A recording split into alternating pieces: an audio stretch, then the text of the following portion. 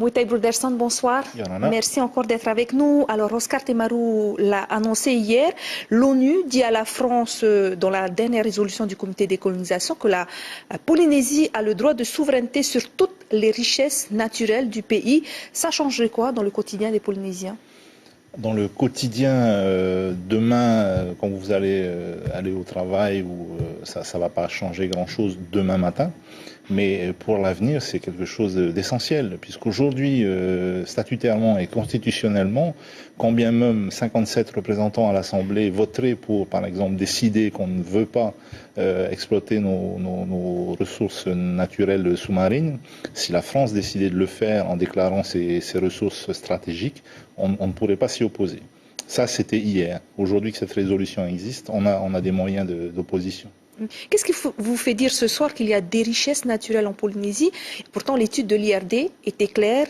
Je cite, les terres rares ne sont pas en quantité suffisante pour présenter un intérêt économique. Sur quelle étude basez-vous? Nous nous sommes déjà exprimés sur l'étude qui a été menée par l'IRD, qui est une étude principalement sur documents. Ils ne sont pas allés sur les sites, contrairement à d'autres études, notamment les études japonaises, qui sont allées sur site, ou des études qui viennent des États-Unis, qui se sont basées donc sur des photos satellitaires, qui prouvent que ces ressources existent bien. Alors vous avez lancé également une pétition pour dire non à l'exploitation des sociétés extérieures. Quelle sera la suite de cette pétition? Alors, pour nous, c'est une pétition d'abord pour réveiller un peu les consciences, ou les éveiller, pour ceux qui ignorent tout du sujet. Maintenant que cette résolution au niveau de l'ONU existe, il faut que les Polynésiens se saisissent du sujet et affirment donc leur droit de souveraineté sur ces richesses naturelles.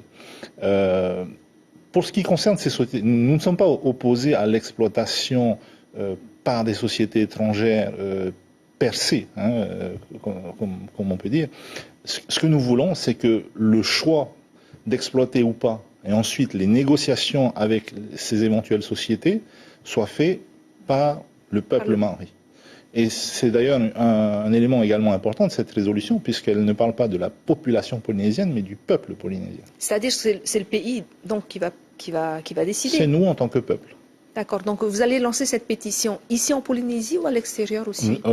Et localement et à l'international, et elle est faite en fait dans les règles de l'art, on va dire, puisque c'est pas une pétition qu'on peut signer comme ça, un peu par-dessus la jambe. Il faut préciser son numéro d'électeur pour ceux qui sont que vous allez présenter à l'ONU cette pétition? Que nous allons présenter non seulement à l'ONU, mais également localement, puisque c'est les formes requises pour, par exemple, les référendums locaux. Notre objectif, c'est de dire à la France, si vous prétendez que aujourd'hui, dans le statut qui est le nôtre et dans la Constitution, nous sommes réellement propriétaires de ces ressources, de toutes ces ressources, et bien à ce moment-là, vous êtes obligé de changer le statut et la Constitution. Et on verra ce que la France fera. Justement, Edouard Fritch doit se rendre à la réunion de l'ONU au mois d'octobre. Comment vous interprétez cette participation d'Edouard Fritch? C'est une bonne chose. Nous avons sollicité le camp autonomiste depuis le début de cette démarche à l'ONU. Nous avons dit qu'il est important qu'on puisse entendre les voix de tous les Polynésiens, pas simplement des Polynésiens indépendantistes, mais également des Polynésiens autonomistes ou départementalistes s'il y en a. Maintenant, qu'est-ce qu'il va aller dire là-bas? Ça, je ne sais pas. C'est une question qu'il faut lui poser. Mais en tout cas, nous sommes ravis qu'il vienne. Mouitaï, avant de continuer, l'actualité cette semaine a également été marquée par les attentats de Nice. C'est le troisième en France depuis 18 mois. Comment vous voyez cette troisième attaque en France? Écoutez, d'abord, c'est un sentiment d'infinie tristesse. On est de tout cœur avec les Niçois et puis avec le peuple de France qui souffre aujourd'hui. Maintenant, je pense qu'il faut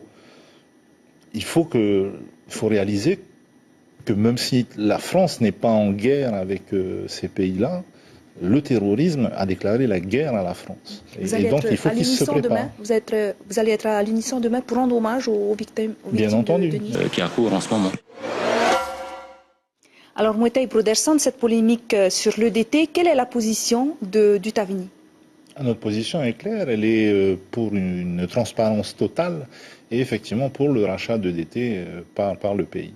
Au moment du Taoui, Oscar Temarou, alors président, s'est-il penché sur ce dossier? On s'est penché dessus, on a travaillé dessus. À l'époque, James Salmon avait donc entrepris quelques actions notables. Bon, ça nous a valu un procès que nos successeurs se sont empressés de perdre. Maintenant, quand j'entends mon ami Nui Ho dire que le prix de l'électricité a baissé alors qu'auparavant il y avait eu des hausses, il faut qu'il soit honnête, il faut qu'il mette ça en rapport avec le prix des hydrocarbures.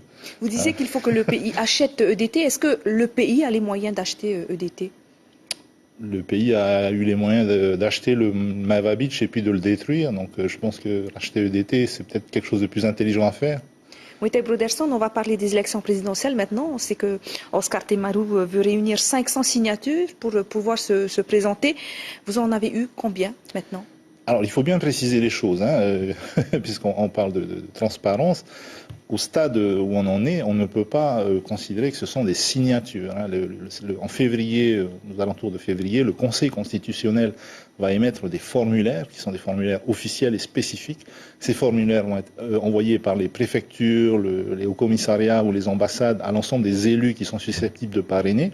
Et c'est uniquement sur ces formulaires-là que peuvent se faire les parrainages. Nous, ce qu'on recueille depuis donc quelques mois, ce sont des promesses de parrainage qui sont sur un formulaire. On en a plus de 200. Vous avez eu celle d'Edouard Fritsch? Il va falloir que je vérifie dans la pile, mais en tout cas, on lui a envoyé l'invitation.